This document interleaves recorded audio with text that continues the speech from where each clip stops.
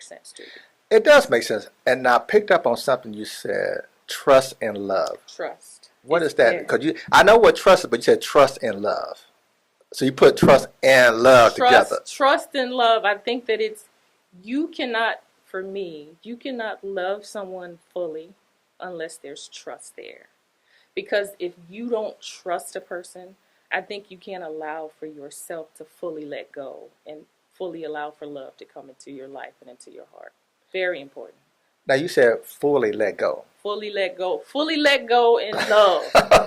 So, and I think a lot of people hold themselves back because of not trusting what they've been through, what they've gone through. And when you don't let go, you can't fully love and let someone into your heart. That's very important. Can you halfway let go? You can. You can halfway. You can halfway let go, but it's not the full love. You won't receive or have that full love in your life. Because when you halfway let go, you're not fully trusting. But what if somebody says, you know, I'm good with what I'm being shown, but they don't know what full love means when they fully let go? So how does someone tell that they're only getting half love and that they actually letting go half the time? Well, I can only give you the experiences that I went through, right? And get the book. Yeah, for me, what was more important than anything was bringing God into the center of everything, right? So praying, telling God exactly, or praying for exactly what you want, tell him exactly what you want, what you're looking for, and allow for God to be the center. And then once you allow for him to be the center and to lead, then you will definitely know when you are fully in love and when you are fully engrossed into that situation that you're in. You have to let God lead. So you have to let God in to understand when you are fully experiencing love.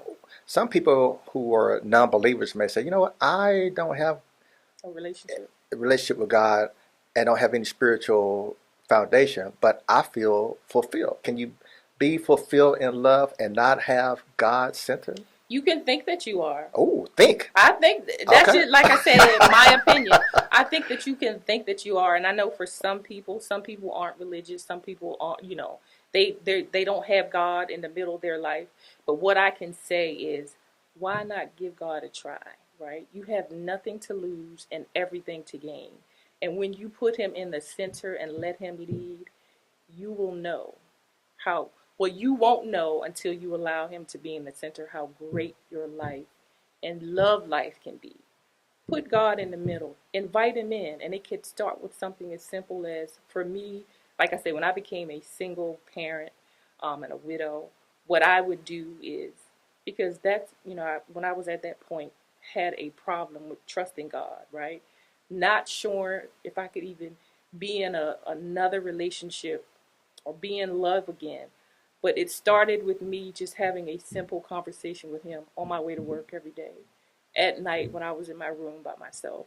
And when I fully let him in, things just changed in an amazing way. So what I think I heard you say to those people who are not religious or don't have God center in their relationship is that although you may believe that you have a full experience of love, if you let God in and make him the center of your relationship, you will have even more of that amazing love, and possibly realize that you really didn't have a full experience in love. Yes, God changes circumstances. Yeah, definitely, Alan. Okay, well put. That's deep. It's true. It's deep. It's true. It's true. It makes all of the difference in the world. Yeah.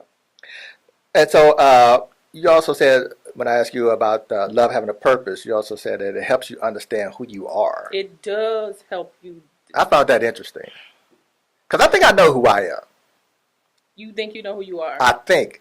Here's that think word again. But you about to tell me, I don't know. But it does. It does help you. Because a lot of people walk around every day and they are unsure about who they truly are. Okay. Right?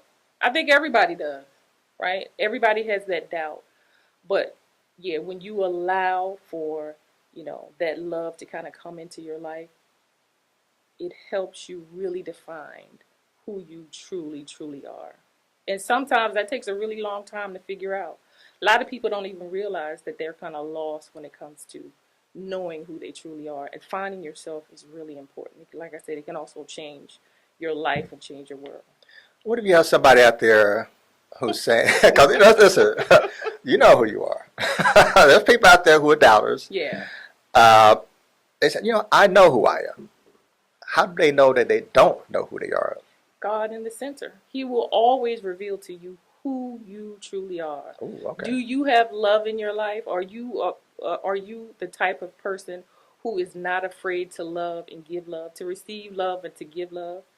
So, for me, it took me allowing God to be the center of my life to really to figure out who I really am as a person. So let's speak to fear of love. Fear of love. We talked about the purpose of love. Yes. Let's talk about the fear of love. Fear of love. How does someone become fearful of such a beautiful thing? Because of what they've been through, because of what they've seen. They could have seen, bad relationships with their parents or people who were close to them, or they could have been in relationships that didn't work out the way that they wanted it to. So they guard their heart. So they enter if they enter relationships at all, when they enter a relationship, it's always fear-based. And when there's fear in a relationship, you cannot be truly happy if there's fear. And the relationship can't blossom and become what God wants it to be if there's fear there. There's a passage in the Bible, and it goes something like, God is not the author of confusion. Not the author of confusion. So if you have fear, you're confused. There you go. And so you can't really fully give yourself to love if there's fear there. That's deep. Yeah, that's very true. I know quite a few people. I'm not one of them. I know quite a few people. I'm one of them. I know quite a few people. I've been knowing Aretha for a long time, so I think she's alluded I may be one of them. The bodies are buried. Yeah, so I mean, you have to get to that point where, and I'm telling you, prayer and asking God to be the center is the only way to remove it, to remove that fear. So you can't be in love and who you truly should be with that fear being there. You have to learn to let that go, my friend. You say learn. Let me ask you this. Okay. In all seriousness, something so beautiful, love. Can it be learned or is it natural? I think it's a combination of the two. Really? I think so. I think initially it has to be learned. Really? Yeah, I think initially I would think it's the reverse. I think it's a combination of the two. I think that maybe in the beginning when there is no fear, then it just it shows up, right? Naturally. But when you've been through some stuff, right? Then you have to learn how to love again. And then once you do learn how to love again, then it becomes natural. Okay. Again.